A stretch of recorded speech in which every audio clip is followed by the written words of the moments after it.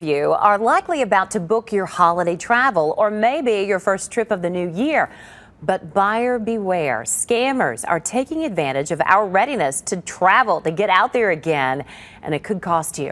Brittany's working for you with the best ways to avoid some of these scams. Brittany. Yeah, so Holly, there's just a lot of vulnerabilities out there, according to consumer experts right now in the market. This is because of the volume of people now trying to get back to traveling, and then the airlines, hotels, and rental car companies all trying to keep up.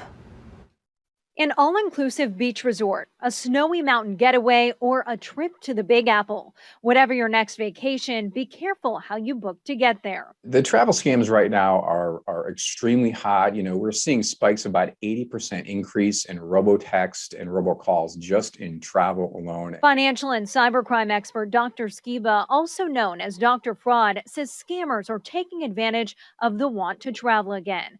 Because of the fluctuation in the travel market, consumers aren't sure what the norm is for pricing anymore, and it can be hard to detect those red flags. The consumers, we want to get back to travel. A lot of us maybe have points banked up from before. We have trips we canceled. So we just are itching to get back. So there is that sense of urgency. So we actually might not research things as much as we did before. We might click quicker. Dr. Fraud says you need to do your research before you just click and book, especially on pop-ups, whether it's from a website or on social media. Check to make sure the website you're being directed to is legit and not an imposter site. One way to do that, look for extra characters and letters in the web address, which may mean it's a scam.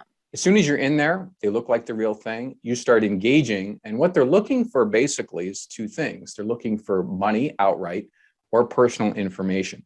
The imposter sites are happening with everything from major airlines, hotels, rental cars, and even TSA PreCheck.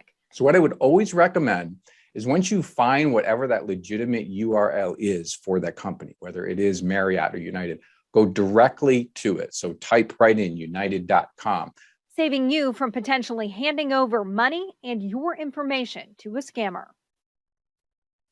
And another big red flag here is if you're being asked to pay with an alternative currency, so something like cryptocurrency or maybe a wire transfer. A lot of times scammers are looking to get your cash or your information and use it to steal your identity and possibly sell it on the black market.